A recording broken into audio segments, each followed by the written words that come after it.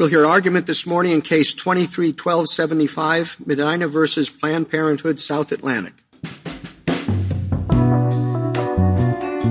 Hey everyone, this is Leon from Prologue Projects.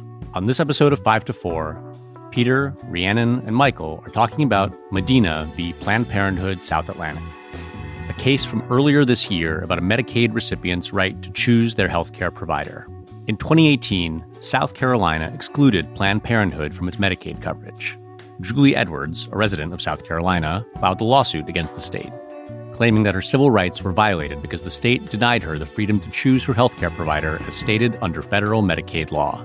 The Supreme Court ruled that Edwards did not have the right to sue the state to begin with. The U.S. Supreme Court today sided with South Carolina, ruling Planned Parenthood and one of its patients could not sue over that state's effort to deny it Medicaid funds. The ruling paves the way for other states to more easily cut off funding to abortion care providers.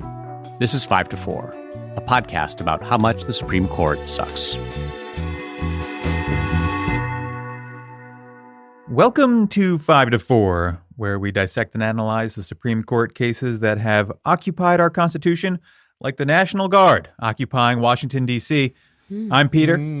I'm here with Michael. Hey, everybody. And Rhiannon. Hello. Good morning.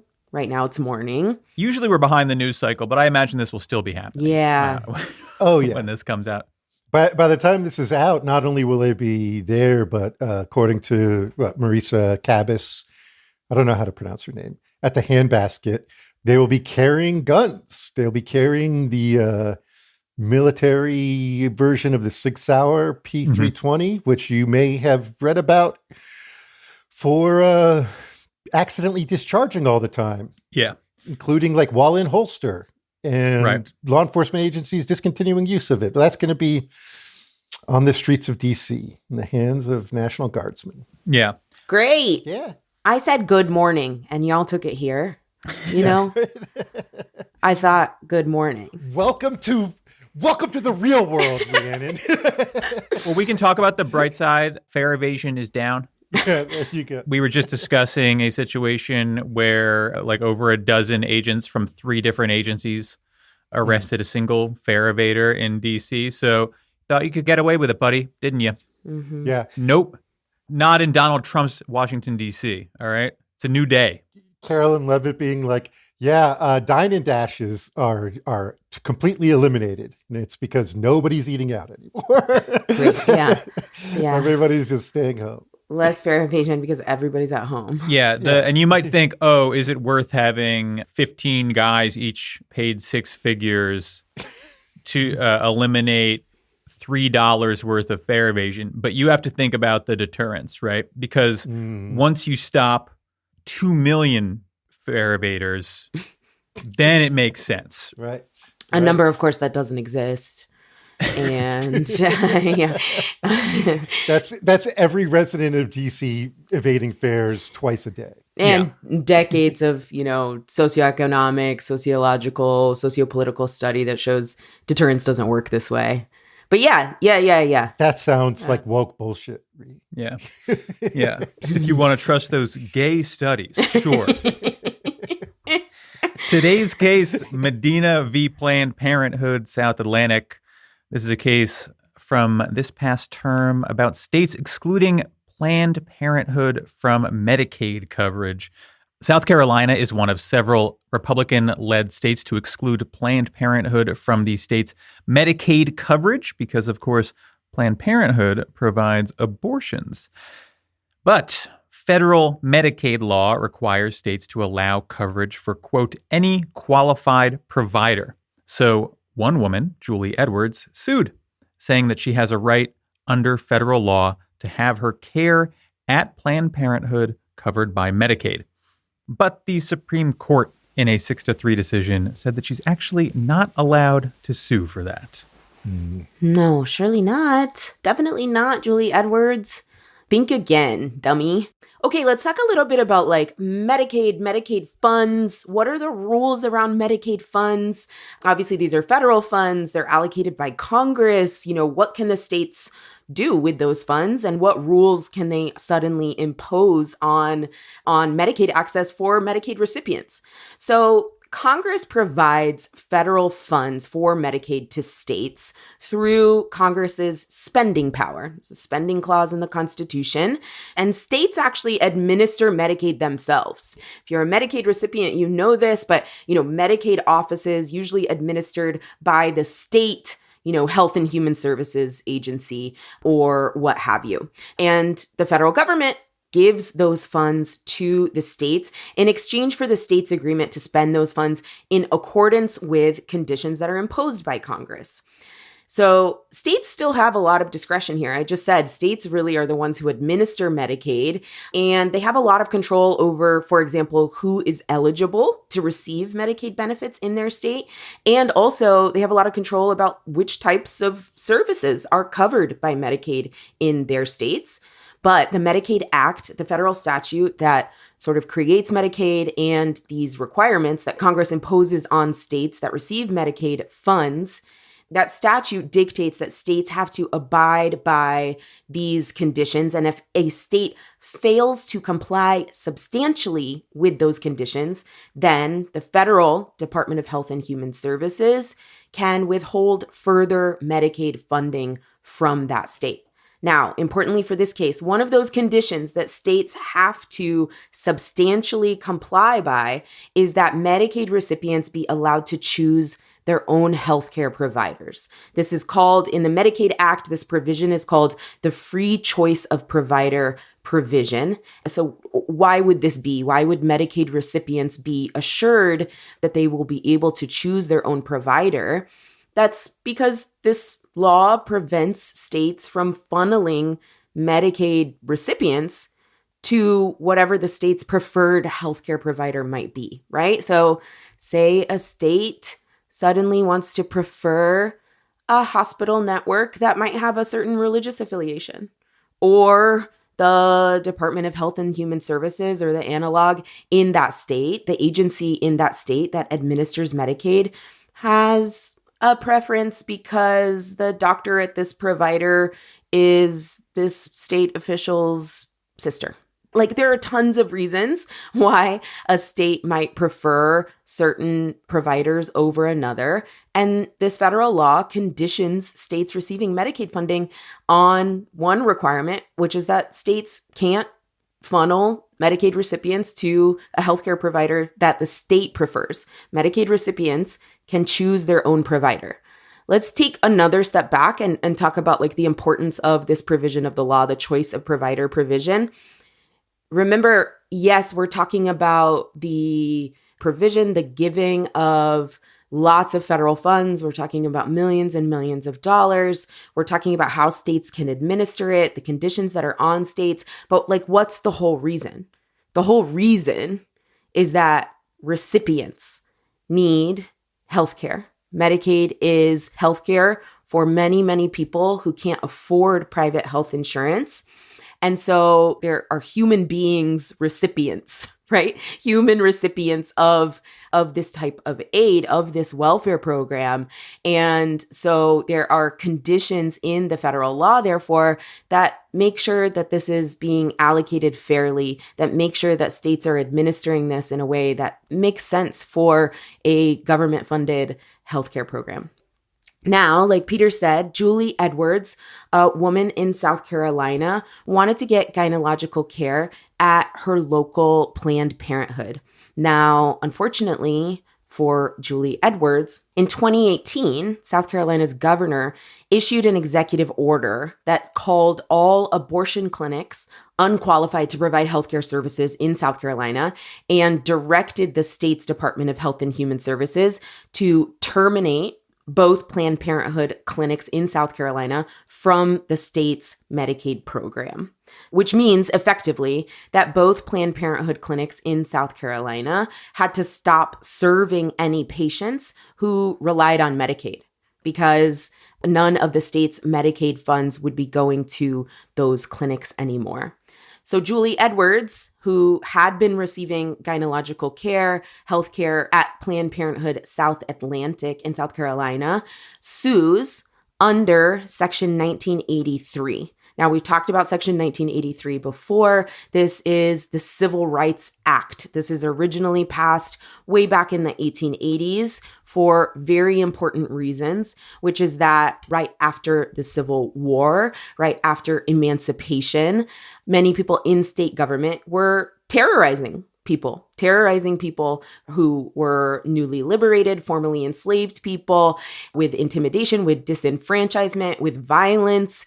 And this was a big threat, not just to those individuals, but to literally like American democracy, like the state of our country after the Civil War, the attempts at Reconstruction.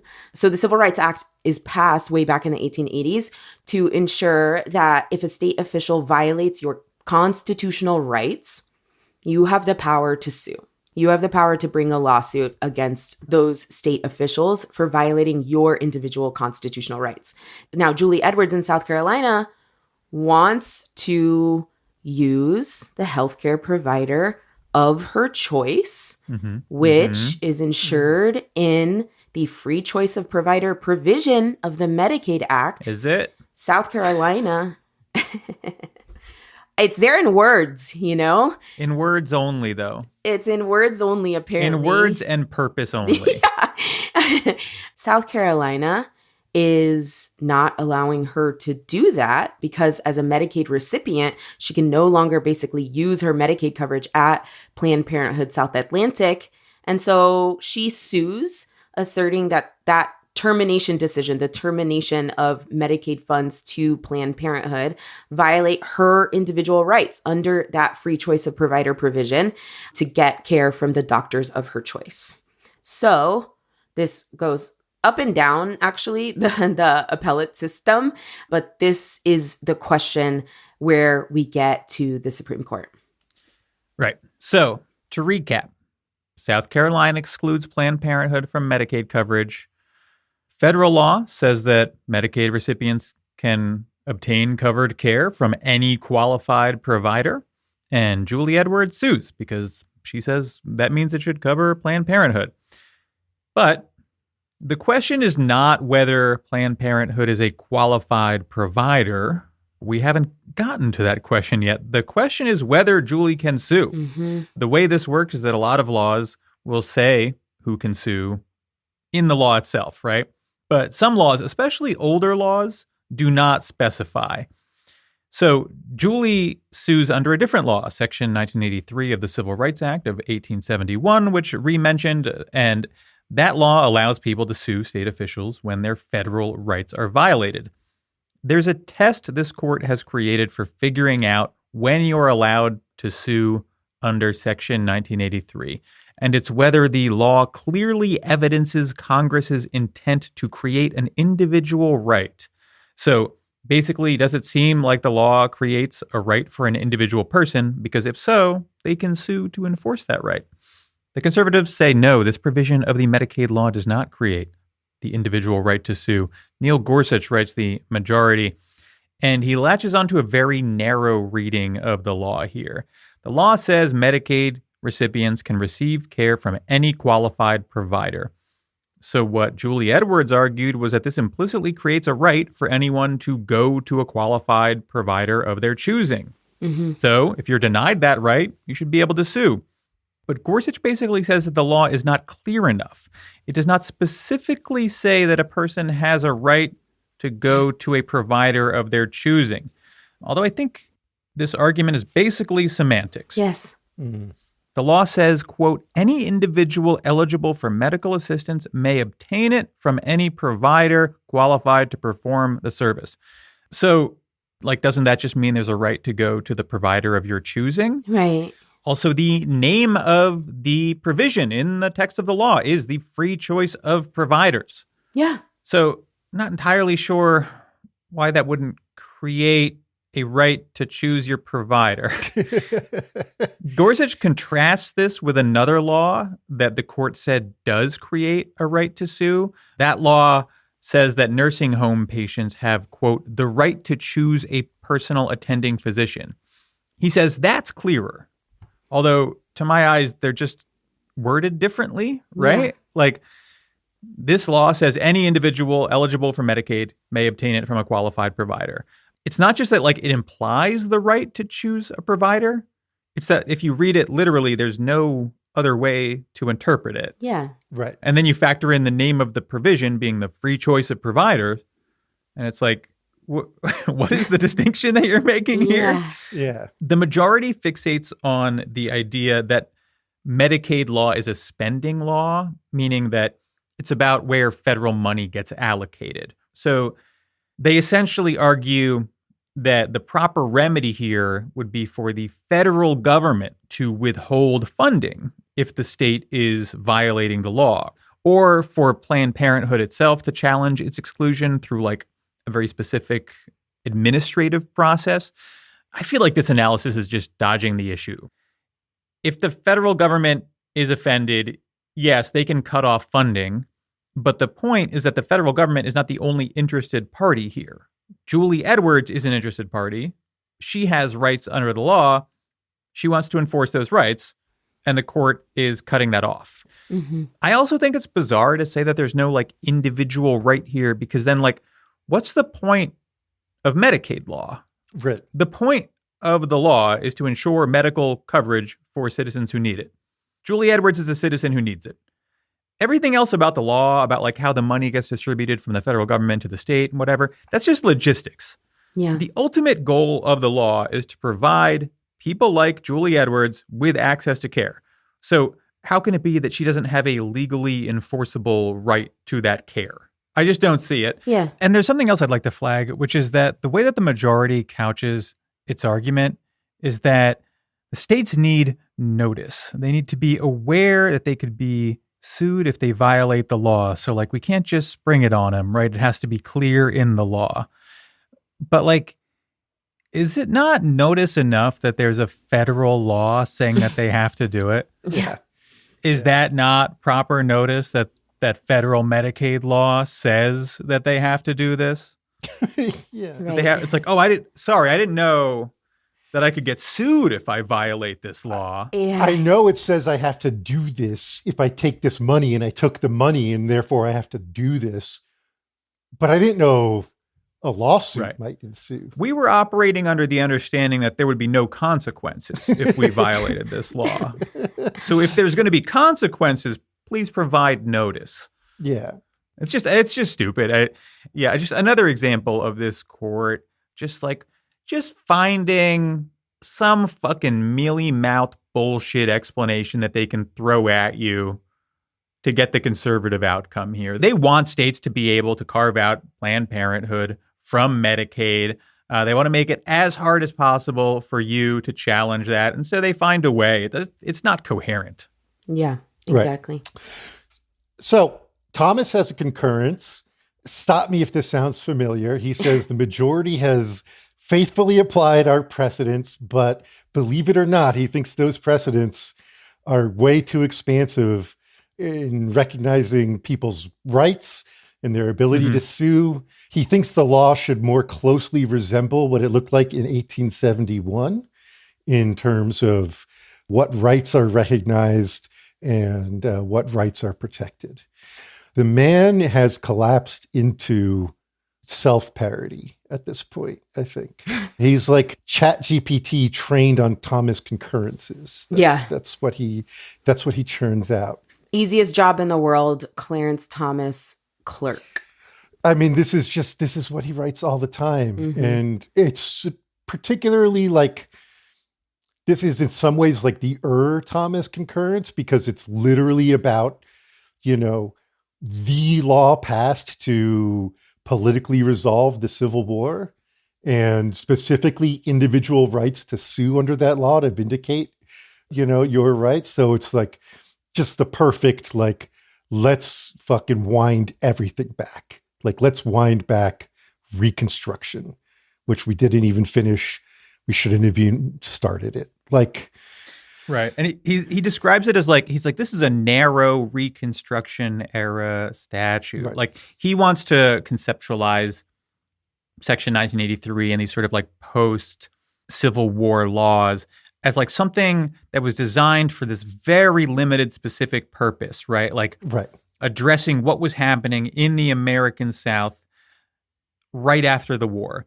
But if you're us, and you're cool, and you're smart, Yeah. I think the proper way to think about this is like, actually what happened was that they had to restructure the relationship Yes. between citizens and the state governments. Right. And the federal and state governments. Right. I was going to say, and the federal and state governments. Yeah. And like that's what this did, right? Is give people an avenue to enforce their rights because they saw what happened when people didn't have the ability to enforce their federal rights. Right.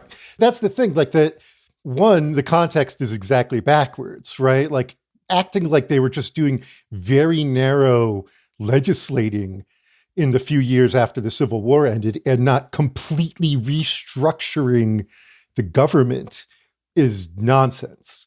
But also, like, he talks about how new life was breathed into the statute in 1961.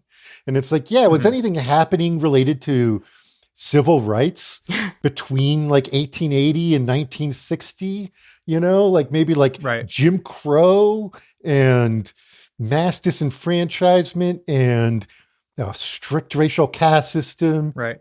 He's implying that it's sort of unfair or like that it's like disingenuous that people want to use the statute broadly. And his evidence is like, well, we didn't use it for almost 100 years. That was Jim Crow. Yeah. Yeah, dude. In that period, Black people were prevented from voting with violence. Like, what do you want? Like, Black businesses were burned to the ground. Yeah, that was the period when it wasn't in use. His vision of history, his version of history, is one that completely erases the actual political struggles around the fight for equality for all Americans. I also just want to note that these guys like talk about their fidelity to the text. They talk about the plain meaning. They like to position themselves as like the common sense as opposed to these crazy woke liberals who want to read all this shit into the statutes. And then they write stuff like this. This is a quote. Our cases have glossed over the threshold question of what constitute a quote-unquote right under 1983. As to constitutional rights, the court has simply assumed that the term quote-unquote rights has the same meaning in Section 1983 as elsewhere. Wow. You think just because it says rights, it means rights? It might mean something different. It might mean fewer rights, more narrow rights. Aren't you an idiot? Yeah. Right. You're not using your imagination enough. Right. What if we imagined that this was not meant to enforce rights generally? What if we imagined that it was just a couple rights that they were referring to, even though it doesn't say it? Yeah. He follows it up saying, as to statutory rights, which the law was specifically amended to include not just constitutional rights, but statutory rights. The court essentially collapsed the question of whether a right exists into the broader inquiry into whether there is a right secured by the Constitution and laws. So under this telling, a right can exist in the Constitution or laws, but not be secured by the Constitution and laws. He thinks this is at all tenable a way to do fucking constitutional law. This guy, it gives me a headache to read his things. Why? How did I get stuck doing all the Thomas shit? Every time there's a Thomas concurrence, we're like, Michael's on it. He's got this. Why me? Why? It's so painful. I hate this guy so much. We'll switch it up one time. The next time there's a Thomas concurrence, I'll do it, but only one. But I feel like it's nice to have a specialist, you know? Yeah. We've got our Thomas expert in the house. Yeah.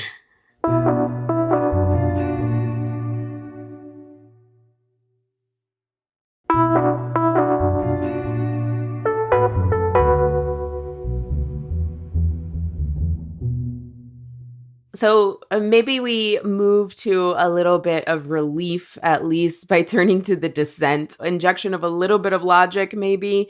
It's the losing argument here, but Ketanji Brown Jackson writes this dissent. She's joined by the other two liberals, Kagan and Sotomayor. And what Justice Jackson is saying in this dissent is that, of course, this plaintiff can sue under 1983. Of course, that's the case because you have to go back to the purpose of the Civil Rights Act. Why would we have this law? Why did this law get passed? And something that she does that's really important throughout the dissent is continuously grounding, reminding us why we have Section 1983 in federal law anyway. And this is because of a history of disenfranchisement, threats to individual safety, a political and social intimidation campaign over the course of decades that was being done either by private actors and supported by state officials or by state officials themselves in the Reconstruction era. And that's the reason why the Civil Rights Act was needed even after passage of the Reconstruction amendments, right? You can think of, again, restructuring the relationship between individuals and the state, between this federalism relationship between the states and the federal government. You can imagine that the 14th Amendment is ratified, it's passed, it ensures equal protection of the laws. And yet, right after its passage, right after the 13th, 14th, and 15th Amendments are passed, ensuring, essentially giving full citizenship to formerly enslaved people, that all of this violence is occurring, all of this disarray is occurring, really, truly the structures of a democratic government, which is to say, again, like that relationship between the individual and the state in our federalist system, the relationship between state governments and the federal government, these things are breaking down with the passage of these civil rights amendments. And so federal law is passed to like bolster this, to bolster those amendments that were just passed. And so not just the Constitution, but equal protection of all federal law. So Jackson is describing this and always bringing it back throughout this dissent, which I think is pretty good. And also really importantly points out that the Civil Rights Act itself, you touched on this, Michael, the Civil Rights Act itself, Section 1983, doesn't just say you have the right to sue when your federal constitutional rights are violated. It also doesn't just say when your federal statutory rights are violated or even your rights. It says your rights, privileges, and immunities. Mm-hmm. So the text of Section 1983 itself does not say that, Gorsuch's argument about where it's another law unambiguously confers a right because it says, recipients have this right. That's not even what the Civil Rights Act says. So Justice Jackson, turning to what happened here to Julie Edwards, looking at the free choice of provider provision in the Medicaid Act, says, look, this clearly confers a right to Julie Edwards, to all individuals who are Medicaid recipients, to choose their healthcare provider. And she says, we have found similar rights in analogous situations that conferred that right to sue under Section 1983 to many people before. And this case is no different. In fact, there's a case called Wilder v. Virginia Hospital Association from 1990. This is also under the Medicaid Act, a different provision, a provision of the Medicaid Act that applies actually to the healthcare providers and says that states have to reimburse healthcare providers at reasonable and adequate rates. The Supreme Court in Wilder v. Virginia Hospital said that healthcare providers can sue under Section 1983 because, the quote from the case, quote, there's little doubt that healthcare providers were the intended beneficiaries, end quote. So in this other case, the Supreme Court found that there is a plaintiff, there is an intended beneficiary, somebody who was intended to have a certain right, a certain benefit from this law, and as a result of being the intended beneficiary, has a right to sue. Whereas in this case, they're saying Julie Edwards, even though in the text of the law, being given a choice as to her provider, they say Julie Edwards, not an intended beneficiary, does not have the right to sue. I mean, obviously, it's so weird that we end up having these discussions about how does a statute confer a right? And it's just like the law says. Yeah, the law says the law says that you can choose any provider. Yeah. Right. That means you have a right to do it. Yeah. In the law. Yeah. It's so cut and dry. And the way that they're like, the language isn't as strong as in other. It's like, okay, but the law says that you can do this thing, that you have this legal right to do it. So like conversation over. It's just so fucking annoying and tedious. Yeah, and she talks throughout, there's plenty of cases that she refers to, lots of precedent where she's like, no, this would dictate that we rule in favor of Julie Edwards. This would dictate that we rule in favor of Julie Edwards. This is a way that we've interpreted the Medicaid Act before. This is the way that we've interpreted Section 1983 before, right? Of course, none of that matters at all to the majority here, but she lays it out quite nicely. And I think over the course of the dissent, something that you see, and you see it even in her reference to the healthcare providers case, where it was interpreted, it was held that they were conferred a right. That analysis was about healthcare providers being the intended recipients. Here, what the majority does is totally take out recipients of Medicaid funds, who is intended to be benefited from these laws and from the allocation of these funds. It's Medicaid recipients. It's people on the end of this. So laws can be about the administration of the funds, but what is the purpose? There are recipients here. The whole point is that there are people who are given benefits by this law. And so as recipients of this funding, this confers a right very clearly, right? Like laws that even seem to be or are arguably about things like administrative agencies or Congress's spending power are about people. Yeah, right. And what the majority does here is takes out people completely from this calculation and makes it an argument and a question that they're answering, which is about how states get funds. What happens when states do something that the federal government doesn't want them to do with those funds? And then does the poor state have notice by breaking federal law that they might be sued? Right. Yeah. And this fits into something we talked about a lot, like the first few years of the podcast, because it's such an integral part of the conservative legal project, which is just limiting the scope of Section 1983. Yeah. You know, just this law that lets you sue states when they violate your rights. And, you know, I think conservatives who don't necessarily believe in expansive federal rights realize that they don't actually have to limit constitutional or statutory rights exactly.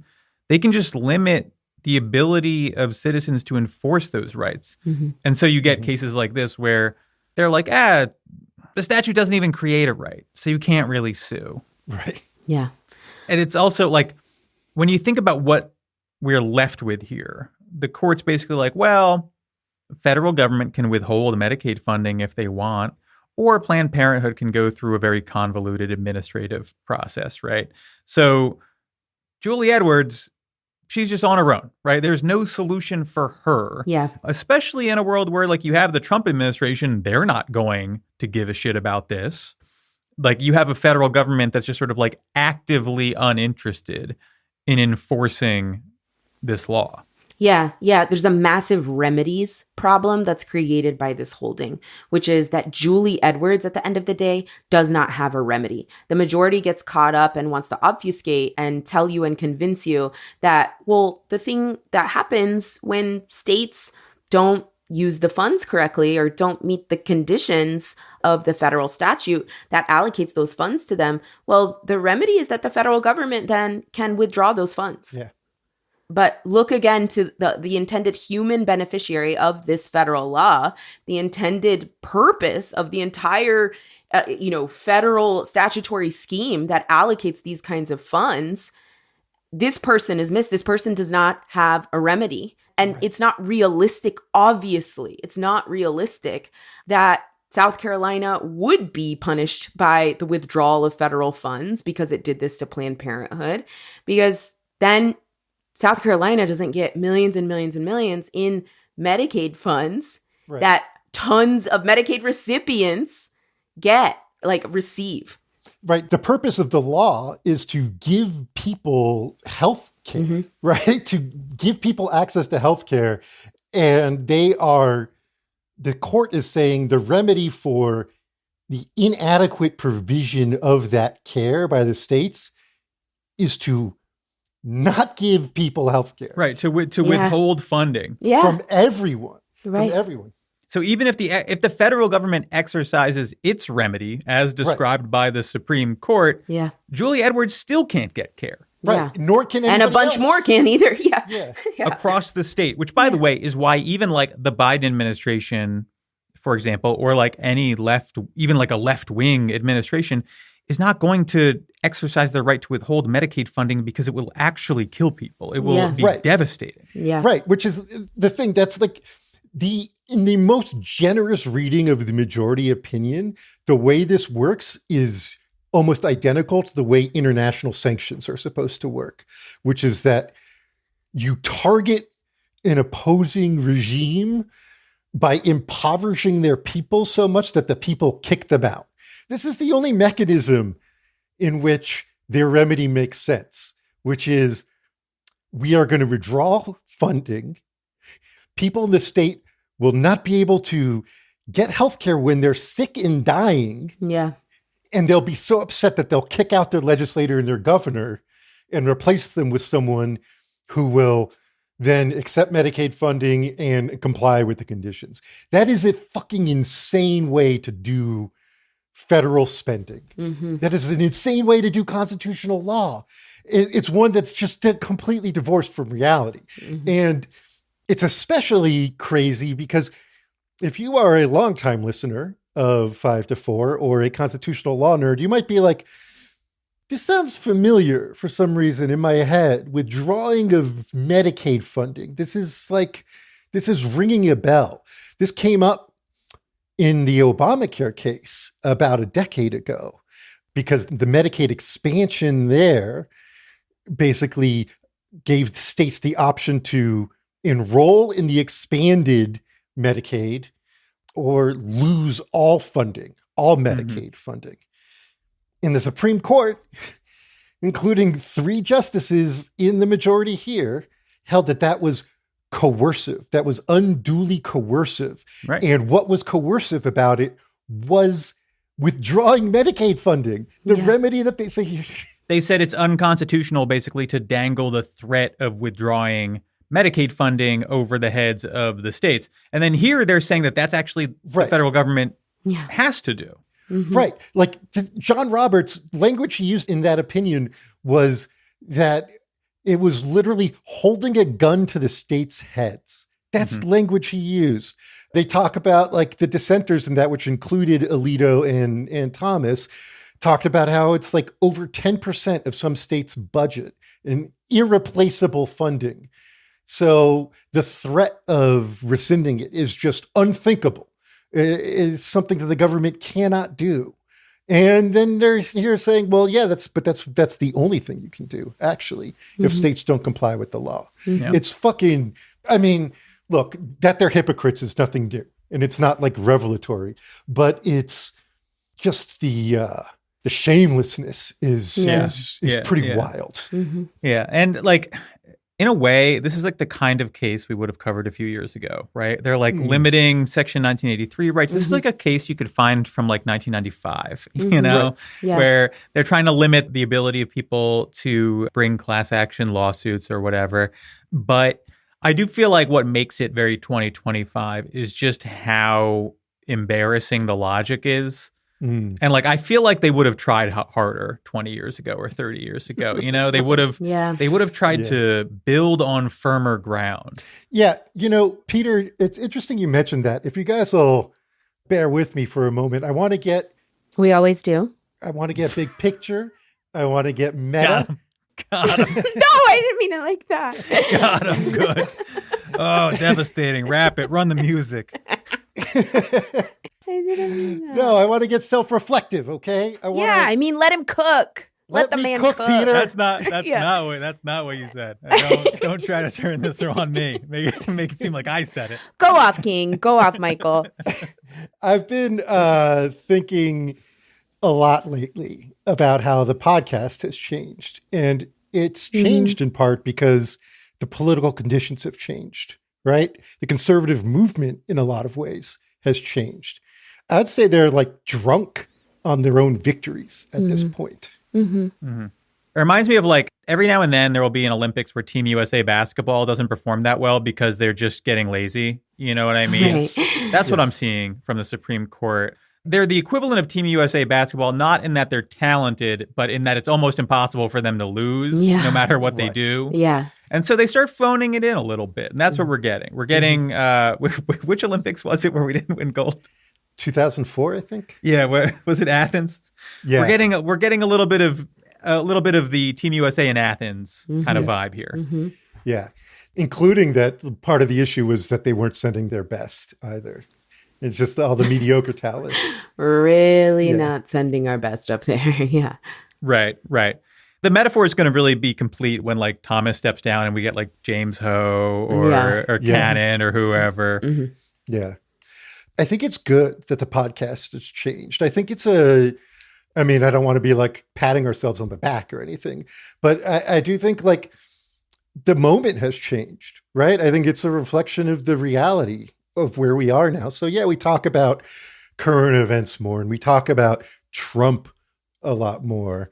And we talk about, just contemporary politics and political conditions more because it's happening right now. Stuff that we talked about being the goals of the conservative movement are being effectuated right now. Like they're not planning to roll back the civil rights movement. They are rolling back the civil rights movement, right? They're not planning on rolling back the New Deal. They're not laying the groundwork to roll back the New Deal. They're doing it, right? It's happening. Yeah. And you gotta engage with that, right? Yeah. So we're doing our best to do that, I think.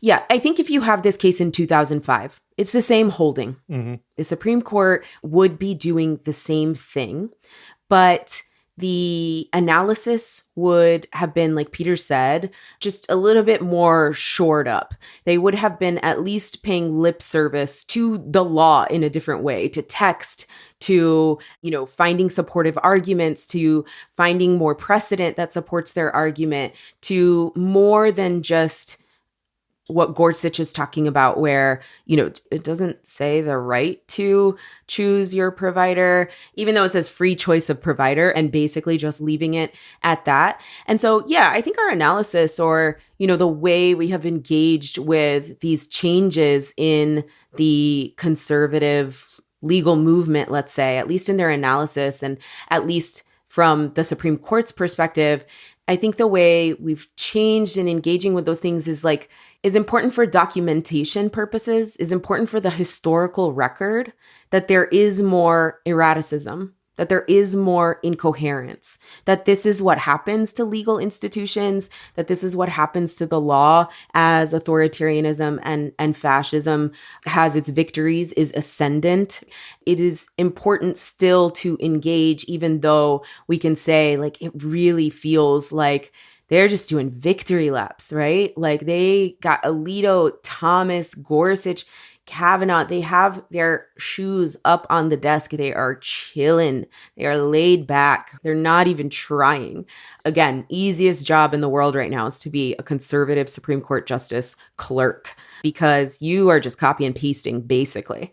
And so while this seems just so overwhelming in its bullshittedness, our continued engagement with this, focus on this, and description of what is happening, our continued analysis, I think is really important, again, for describing accurately what's happening right now across government and, supposedly democratic institutions, with the conservative legal movement winning and, just a far right ascendance.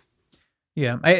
You can see this in broader politics too, where what's happening with the Republican Party and the Trump administration, it's the kind of stuff that has never really felt real as a possibility for most people.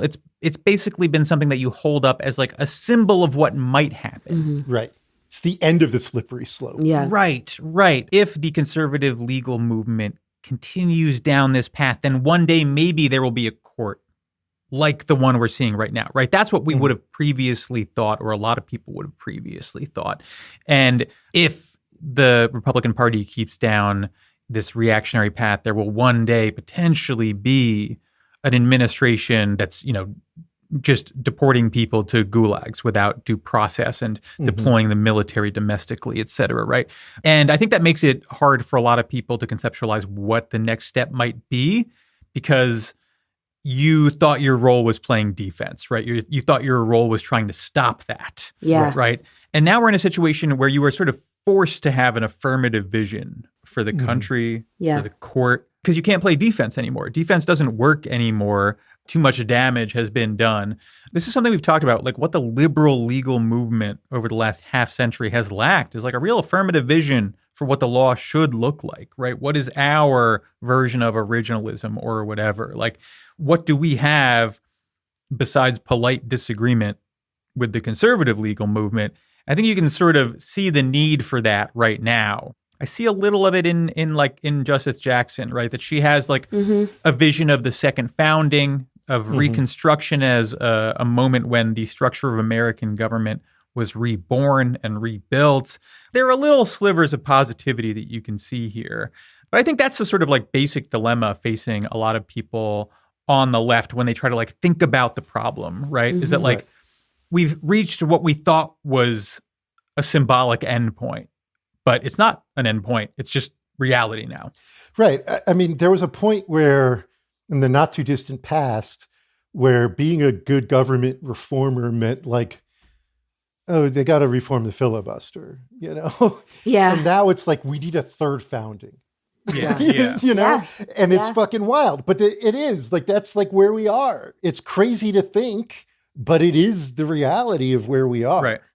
It's like time to think about what you would do with the Constitutional Convention, because maybe in 20 years we might need one, right? Right. Are we doing mandatory drag queen brunch? Think about it. Yeah. Yeah. These things should be on the table. I mean, everything should be on the table. We have to think broadly. I said the conservatives were drunk on their victories, and now I have in my head like the shy guy having his first beer and being like, this feels good. And so having like a second beer and being like, oh, I feel really good. And then having a third beer and not being too drunk to notice that he's like becoming overbearing. Yes. And then like half an hour later is like funneling beers and chugging like 151. Yeah, and then he drowns in a river. Right, exactly. Or needs his stomach pumped. That's where they're at. They're at the stomach pump / drown in a river phase. Yeah, is where fingers they are. crossed, baby. Yeah. Next week. Everyone always wants us to end on a positive note. The conservative movement is a metaphorical frat boy about to drown in a river. Yeah. Yeah.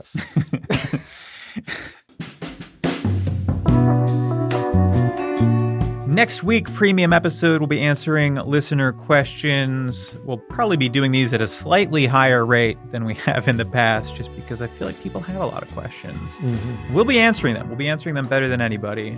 Follow us on social media at 54pod. Subscribe to our Patreon, patreon.com/54pod, all spelled out for access to premium and ad-free episodes, special events, our Slack, all sorts of shit. We'll see you next week. Bye. Bye, everybody.